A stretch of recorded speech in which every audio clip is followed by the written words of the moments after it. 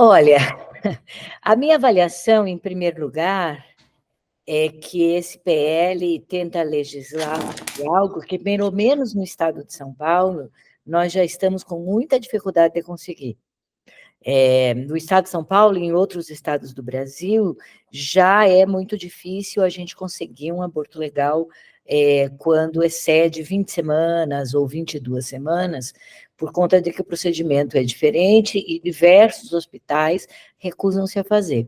O único hospital aqui em São Paulo que estava fazendo, que era o Vila Nova Cachoeirinha, sofreu uma intervenção bastante violenta do CRM com a prefeitura, e teve duas médicas processadas que fizeram um aborto depois das 22 semanas, um ou dois, não sei, e os prontuários das pacientes retirados do hospital sem o consentimento das mesmas pelo conselho que deveria reger a ética médica, e uma das coisas da ética médica é que o prontuário é um documento da pessoa, e a pessoa tem, enfim, poder sobre ele, né? Não deve ser mexido nos dados da pessoa sem falar com ela.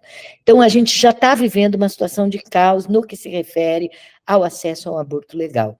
Tanto ao aborto legal em geral, antes das 22 semanas, que são poucos os hospitais que provêm esse tipo de assistência, que está previsto na Constituição, quanto os de depois de 22 semanas, que também está previsto, porque a Constituição brasileira, que é de 1940, não prevê limite de idade para esses casos em que a vítima não será punida, né?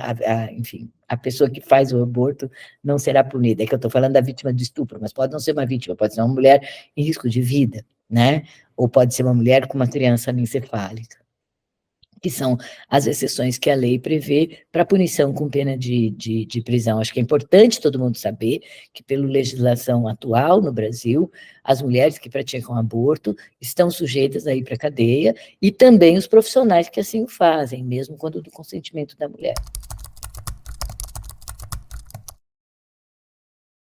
Sim, eu acho que a questão do aborto em geral, ela deve ser vista como uma questão de saúde pública, como outras questões polêmicas e controversas, da perspectiva moral. Eu acho que moralizar essa questão e tentar fazer uma regra única, né, só vai fazer com que mais mulheres adoeçam e morram, mulheres, jovens e meninas, adoeçam e morram, porque quando uma gravidez é indesejada, é muito provável que a mulher tente alguma possibilidade para interromper essa gravidez. Eu acho também que é muito importante a gente saber que, atualmente, o aborto medicamentoso, que é ilegal, fora dos casos que não são puníveis, né, pela lei, ele é extremamente seguro, e ele pode ser feito em condições, inclusive, ambulatoriais. Então, nós temos e a OMS, que é a agência que regula, né, a saúde internacionalmente, tem encorajado os países a ampliar um cuidado mais efetivo, né, em relação à interrupção da gravidez.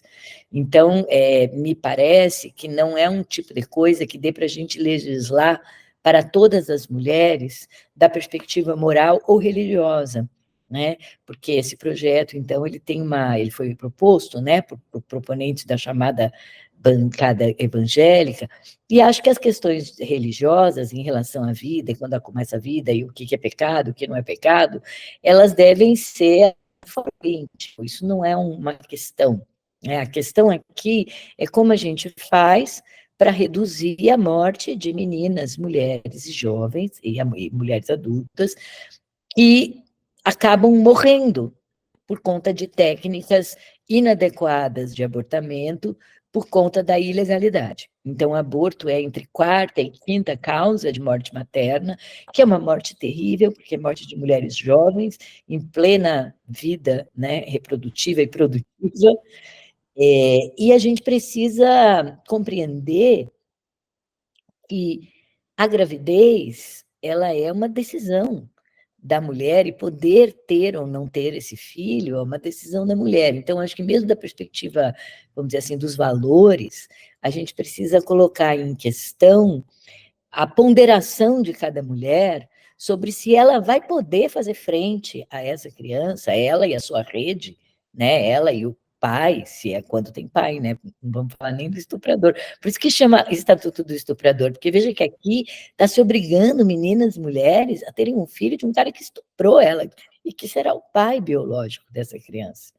Né? Então, eu acho que a gente precisa compreender da perspectiva de reduzir os danos à saúde, reduzir as mortes das mulheres e das crianças e garantir o direito das mulheres a poderem decidir se elas querem ou não querem ter filhos. Esse é um direito reprodutivo básico, ele está sacramentado pelas conferências internacionais, o Brasil é signatário dessas conferências internacionais, então, minimamente, a gente tem que fazer frente com as técnicas atuais, né, da medicina aos abortos legais no país.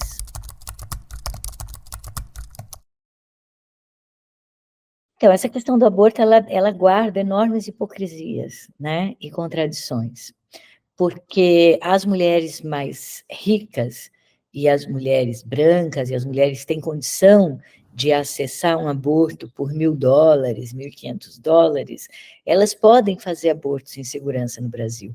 Então, o aborto é ilegal, mas muito poucas pessoas vão presas, e há essa prática entre as mulheres que têm condições financeiras e recursos. Entre as mulheres mais pobres e da periferia, entre as mulheres negras, entre as mulheres que precisam esconder e não tem como conversar isso com ninguém por questões de estigma, por questões de criminalização. Então, as técnicas utilizadas são técnicas muito mais perigosas. Ou é um uso equivocado e errado do medicamento, que acaba entrando no Brasil por comércio ilegal, então é como uma droga, você nunca sabe o que tem ali, né? Ou são outros métodos mais agressivos, agulha de tricô, coisas cáusticas, sondas que provocam infecção, que são métodos que levam a adoecimento, morte, esterilidade. Então, são punições, e nesse caso do PL é mais grave ainda, porque são punições sobre mulheres que foram vítimas de um crime hediondo, né, de um crime à dignidade humana e à integridade, que é um crime muito grave, que é o crime do estupro. Então, você ainda engravidar desse crime do estupro e ser ameaçada de prisão porque você conseguiu tardiamente o acesso ao aborto legal, porque o acesso é muito dificultado, né, é uma crueldade, né, muito grande com as mulheres brasileiras e uma enorme violação dos direitos constitucionais e dos direitos garantidos das pessoas. Mas eu acho que eu estou deixando claro aqui que eu acho que o aborto deveria ser descriminalizado em geral, né? E acho que as mulheres deveriam ser ouvidas e respeitadas nas suas escolhas, porque são as mulheres que cuidam e que carregam as crianças, e especialmente as mulheres pretas, periféricas, as mulheres mais vulneráveis, geralmente estão sozinhas, né? Há uma taxa muito grande de mulheres chefes de família, e há pesquisas feitas, inclusive, com mulheres católicas, religiosas, que mostram que a decisão de interrupção da gravidez ela está muito atrelada à responsabilidade das mulheres com essa vida e com as outras vidas que muitas vezes ela já está cuidando. Então, as mulheres fazem decisões que são decisões do que é melhor para conseguir garantir a vida e o cuidado das crianças. E, às vezes, uma decisão de interromper a gravidez, ela vai nesse sentido, né? Então, quanto menos educação sexual, quanto menos dinheiro, quanto menos recurso, quanto mais fundamentalismo religioso e culpabilização, mais difícil fica para as mulheres exercer a tarefa delas, que é a tarefa de cuidar. Tem uma pesquisadora, que é a Débora Diniz, que ela fala que o aborto ele está relacionado ao cuidado. E parece meio contraintuitivo, mas eu acho que é isso que ela quer dizer, né? Também o aborto está relacionado ao cuidado de si, ao cuidado dos outros, e ao fato de que ser mãe não é a única, nem a principal tarefa de uma mulher, ou de todas as mulheres, né? Pode ser de uma, mas não de todas. Então, eu acho que também esse PL, ele traz essa valorização extrema do feto em detrimento do sujeito mulher, que é visto na forma reduzida apenas como mãe. E as mulheres são mães, mas elas são muito mais do que isso também e ao mesmo tempo, né? As mulheres são multitarefas, principalmente as mulheres pobres, pretas, periféricas, que carregam o mundo nas costas, né? Então, eu acho de uma hipocrisia tremenda haver um estupro incestuoso dentro do domicílio e ainda, por cima, se criminalizar um eventual aborto. E quantas meninas carregam filhos dos pais, dos tios, dos avós e criam a vida inteira. Essa realidade a sociedade não quer ver. Mas, ao mesmo tempo, aponta o dedo para a mulher que decide interromper uma gravidez. O Brasil precisa de uma enorme, né, iniciativa de educação sobre sexualidade, direitos reprodutivos e direitos sexuais. Na Lei Maria da Penha está escrito que todos os níveis de educação deveriam ter educação sobre violência de gênero, sobre direitos humanos, sobre raça e etnia, sobre questões de gênero e sexualidade. E a gente vê, por exemplo, que os próprios profissionais, médicos e enfermeiras, têm um currículo muito reduzido sobre a questão do aborto, e muito enxuto, e muitas vezes os próprios profissionais de saúde não sabem os permissivos legais, né, que são chamados esses casos em que a mulher não é penalizada. Os profissionais de saúde têm dúvidas e muitos deles denunciam mulheres que provocam aborto e chegam aos serviços de saúde, o que é uma infração ética para os médicos, inclusive. Então, há uma necessidade de educar os próprios profissionais de saúde das suas tarefas, das suas responsabilidades e do que é efetivo e não é efetivo em relação ao aborto, e há uma necessidade de educar a população em geral sobre sexualidade, sobre contracepção, sobre a pílula do dia seguinte, porque você veja, tem muitas coisas que você pode fazer para evitar um aborto, e que são mais simples, mas que não são, de uma forma generalizada, ensinados nas escolas. E há também uma enorme, vamos dizer, mistificação da maternidade, o que faz com que muitas meninas, e valorização da maternidade como o único papel da mulher, o que faz com que muitas meninas periféricas tenham na maternidade um projeto de vida. Então, às vezes, tem que se discutir isso também. Qual é o projeto de vida de uma pessoa e onde que a maternidade e a paternidade entram nesse projeto de vida, porque os filhos não deveriam ser só das mulheres, né? Os homens também deveriam participar, pelo menos metade, né? Do cuidado, e tanto o cuidado material, né? Tanto o provimento, quanto o cuidado, o trabalho, né? De cuidar e educar as crianças. Então, nós temos tido muitos projetos dos fundamentalistas religiosos e da extrema-direita para obstaculizar discussões sobre gênero e sexualidade nas escolas, no ensino fundamental, no ensino médio e mesmo nas universidades. A gente tem tido muita dificuldade de pesquisar sobre o tema. Nós tentamos fazer uma pesquisa aqui em São Paulo para averiguar os conhecimentos dos profissionais médicos e enfermeiras na rede municipal, e nós fomos barrados pela Secretaria Municipal de Saúde, que não deixou entrar da perspectiva ética, então não nos deixaram fazer pesquisa nas unidades para ouvir as opiniões e os conhecimentos, avaliar os conhecimentos dos profissionais de saúde. Então, a gente está sendo... é uma necessidade muito grande a gente conhecer mais e ensinar mais, tanto da perspectiva dos profissionais quanto da perspectiva da população como um todo, mas nós temos muitos obstáculos e barreiras sendo colocados a essa necessidade fundamental. E eu acho que é importante as pessoas estarem atentas a isso. Enquanto há uma enorme sexualização nos funks, na televisão, onde você quiser ver, na internet nem se fala, e as crianças estão assistindo pornografia desde os 9 anos de idade, a gente não pode conversar nas escolas de uma forma, vamos dizer, orientada por direitos humanos e saúde, um tema que está no dia a dia das crianças, né, e das famílias. Então, a gente precisa andar muito ainda, pensar projetos de vida para homens, mulheres e os seus projetos reprodutivos.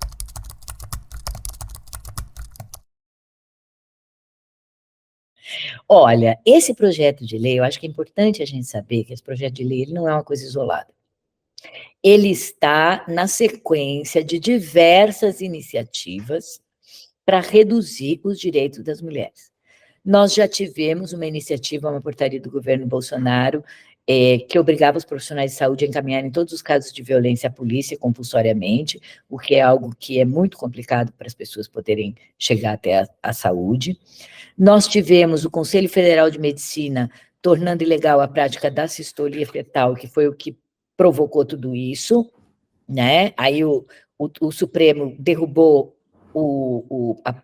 não sei, portaria, decreto, a decisão do CFM, e aí o Congresso Nacional veio com isso, e eu acho, aí eu sou uma pesquisadora e professora, eu não sou uma analista política, né? Mas de tudo que eu li, me parece que mais importante do que aprovar o projeto, o que eles querem é criar esse pânico moral na sociedade. É fazer, ir aos poucos avançando sobre os nossos direitos, né? A gente já não está tendo acesso ao DIU, que é um método contraceptivo, porque há determinadas organizações sociais na cidade de São Paulo que recusam-se a colocar porque acham que é abortivo, sendo que não é. Né? Então, nós não temos acesso ao DIU, tanto em serviços públicos quanto em serviços privados. A laqueadura tem dificuldades também da perspectiva moral, às vezes de passar, e demora muitos processos. Então, eu estou falando do quê? De contracepção, né? Porque nós temos que oferecer contracepção para as mulheres, porque o mesmo Estado que não oferece o DIU, ou faz contrato de gestão com organizações sociais que recusam se oferecer o DIU e a pílula do dia seguinte, depois vai punir quem aborta? Já que o Estado não deu as garantias mínimas para que as mulheres pudessem controlar a sua fertilidade? Então, é uma hipocrisia e eu acho que a gente precisa manter-se extremamente mobilizada, porque a qualquer momento, o Lira, ou mesmo o Pacheco, né? Mas nesse caso o Lira, pode colocar isso em votação, e o que ele está mirando, a gente sabe, porque é público, né? Não é exatamente a vida dos fetos, ou que seja o que quer que seja, mas o que ele está mirando é uma aliança com a bancada evangélica para sua reeleição, para reeleger o candidato dele, né, na Assembleia. Então, assim, por isso que o meu artigo fala, nós não somos teste nem objeto de barganha, porque eu acho de uma crueldade tão grande você usar o corpo das meninas, né, que às vezes foram estupradas sem nem entender o que estava acontecendo, por conta de uma ambição de manutenção do poder, né, para agradar um setor mais conservador e fundamentalista da sociedade brasileira, no sentido de fazer uma aliança para manter o poder e encurralar o presidente, né? E aí você coloca também o próprio presidente e o Ministério da Saúde numa situação muito difícil, porque como é que eles vão avançar o que precisa avançar no sentido da saúde reprodutiva e sexual da população brasileira, se eles estão com a faca no pescoço, né, numa discussão pretensamente moralizante na sociedade, que é uma discussão completamente hipócrita, pelo que nós já falamos aqui. Quer dizer, quem está morrendo são meninas que então não valem nada, né, para esses políticos de plantão que são capazes de fazer esse tipo de negociata em cima da vida das pessoas e do destino das pessoas e do que vai acontecer, porque você ter um filho de um estuprador transforma a sua vida de uma forma muito, enfim, não vou dizer para que lado, mas de uma forma muito radical, né? E é muito, muito duro de lidar. Alguém vai pagar a terapia? Vai dar pensão? Né? Vai saber, os abusadores, 1% é condenado, então eles estão soltos por aí. Então, eu acho que a gente não pode relaxar, eu acho que dessa vez eles forçaram, eu acho que eles avançaram demais a linha, né? Passaram de um limite civilizatório, né? De humanidade, e eu acho que a gente tem que aproveitar isso para gritar bem alto, né? Não só que a gente precisa garantir o aborto legal, como que a ilegalidade do aborto no Brasil é um peso enorme para as mulheres, para a sua vida sexual, para a sua capacidade de autonomia sobre si mesmo, sobre sua vida, para a sua capacidade de escolha e decisão. Eu acho que a gente precisa educar para a capacidade de escolha. Eu entendo a fala do presidente Lula quando ele fala eu não sou a favor do aborto, né, porque não se trata de ser a favor ou contra o aborto. Agora, eu sou uma pessoa a favor da descriminalização do aborto, por todas as questões que eu já falei aqui, mas se a gente puder evitar o aborto, melhor, eu acho, entendeu? Se fizer uma contracepção boa, uma pílula do dia seguinte, aqui tem uma parte que é inevitável, porque tem falhas desses métodos. Mas dentro da legalidade, quer dizer, isso é uma outra luta, né? A gente precisa garantir nos serviços de saúde que seja efetivado com segurança e qualidade aqueles abortos que são legais ou que não são puníveis pela legislação atual. E isso está muito difícil. Isso está muito difícil.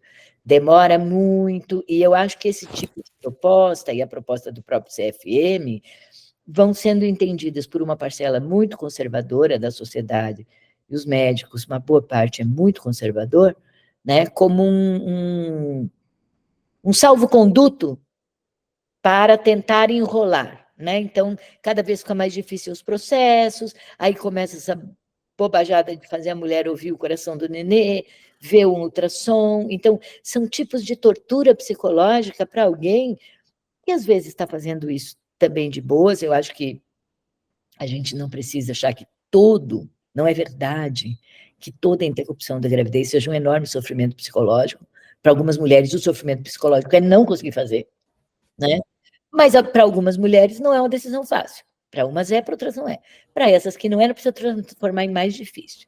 Eu acho que o aborto é uma decisão que precisa de aconselhamento, como várias outras decisões, como laqueadura. Então, eu acho que os serviços de saúde deveriam estar equipados para ouvir a pessoa, dizer das opções dela e respeitar a opção que ela tem. Acho que é muito importante saber que o aborto legal não é uma obrigação, é um direito. Então, se a pessoa está grávida por conta de uma violência sexual, ela pode decidir se ela quer levar essa decisão adiante ou não. E para isso ela precisa de um aconselhamento. Ela precisa de uma escuta e ela precisa de alguém que não a julgue e nem a incentive a fazer uma coisa ou a outra, entende? Porque fica parecendo assim, né? Não é uma questão de incentivar, é uma questão de garantir o que a pessoa quer, quando ela engravida, quando ela não quer engravidar. O que eu tenho ouvido de violação dos direitos reprodutivos nas clínicas, tanto do SUS quanto privada por aí, né? Processos horríveis, longuíssimos e com perguntas muito agressivas sobre a questão da laqueadura, mulheres que resolveram ter filho com 39, 40 anos e são desancadas pelos profissionais de saúde, aí ela resolve ter filho com 15, ela é desancada também. Então, assim, tem que entrar num determinado padrão, que é o padrão branco da classe média dos médicos, né? E quando chegam as mulheres com outras opções, elas são esculhambadas, e a regra é bem clara, quer dizer, o direito reprodutivo é o direito de mulheres e homens escolherem quando querem ter filhos e quando não querem. E é um direito fundamental, eu acho, a gente poder, mas para isso, e eu vou encerrar com isso, né, o direito reprodutivo, ele é individual no sentido de que sou eu que decido, mas ele é um direito social no sentido de que as garantias para que eu possa decidir o que eu quero são dadas pela organização da sociedade e do Estado, né? Então, eu preciso ter acesso à contracepção, eu preciso ter acesso à creche para poder ter um filho, eu preciso ter acesso a benefícios, né, para poder ter um filho e continuar trabalhando, eu preciso ter creche integral. Então, assim, tanto para ter quanto para não ter, eu preciso acesso a várias questões que são questões sociais e que não estão sendo distribuídas na necessidade, conforme a necessidade da população brasileira. Então, esses direitos estão sendo violados cotidianamente no nosso país, por tudo que eu falei, mais outras muitas coisas que não cabem aqui.